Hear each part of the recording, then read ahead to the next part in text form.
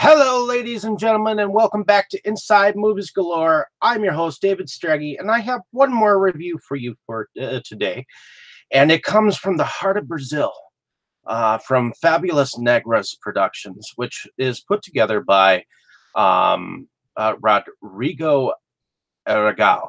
And excuse me if I get the name wrong, but this is a director that got together with four other main directors from Brazil, and one of them just so happens to be one of the oldest horror filmmakers in Brazil, because his films go back to the 1960s.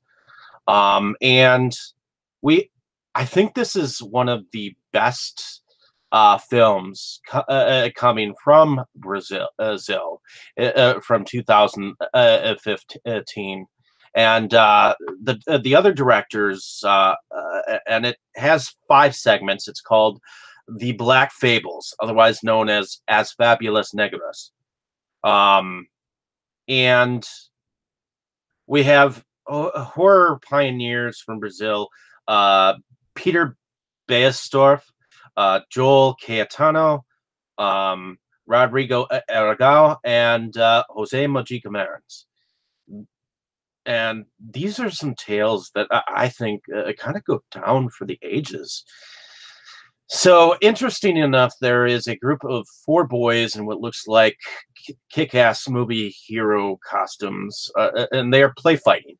And they're in a secluded area of woods. As they seem quite familiar with each other, they eventually find their way to the edge of quite a fantastic view of what looks like to be a valley in which their village lays. On the ledge of the cliff is, as they begin to share stories of what they recall are the most terrifying to them. In the first segment, first segment is called Monster of the Sewer.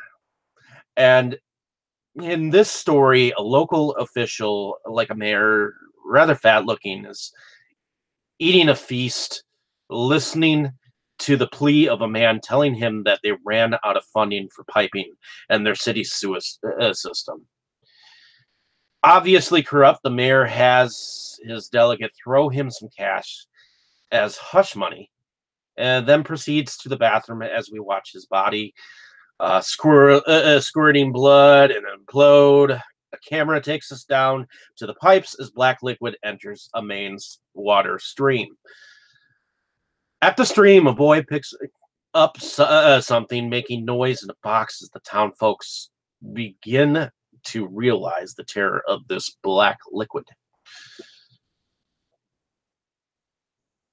In Fierce Pampas, which is the next tale, a creature is killing the men in the village of a village farmer, as we watch a mangled corpse being dragged into his compound, as they believe the monster is the local negro on the land, or black person, African American, as they want to put it. The 2 servants go and kill this African American, known to dabble in voodoo. What they don't realize is the creature is much more closer to home than they think. In the Saki, which is the next segment in this anthology, a young girl walks through a sacred area of woods in order to bring her family milk. An old voodoo man warns her not to mess with or disrespect the spirits of the wood, meaning the Saki, by being there after dark. Well, she decides to stay and flirt with a local boy, doesn't listen, and realizes all too late the price of disrespect. In the next segment, called Bloody Blonde, a young girl weeps locked behind a locked door. As she glances around her grim surroundings, a note is slipped under the door telling her to be silent. Discovering a mirror covered in suds, She said the words bloody blonde 3 times, and a blood-drenched blonde girl appeared. She screams. Next, we see a girl in a car being told by a man that she didn't like her escaping. We see a woman punishing a young girl with a riding crop in a boarding school, punished for a girl killing herself. But even the headmistress is afraid of the room. She sends all of her troubled girls too if they misbehave into this room. In a tale of revenge, vengeful of a vengeful spirit, we see what dark secrets this school holds. And in the last segment, it's called Lara's House.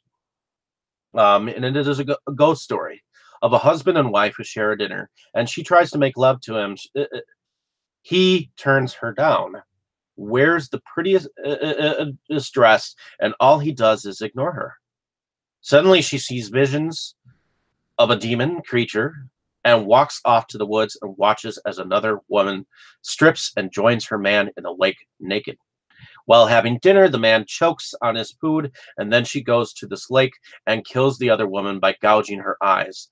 The man wakes up surrounded by candles, chained as Lara carves out her husband's heart and delivers it to what seems to be a demon as he proceeds to rape her. Or as it proceeds to rape her. Now, I felt like this anthology had a little bit of everything, from zombies to werewolves to ghosts to puppetry and creature effects. This is actually by far one of the best independent horror anthologies I've had a chance to come across. At least as far as gore is concerned, you know. I mean, each tale was told by each child.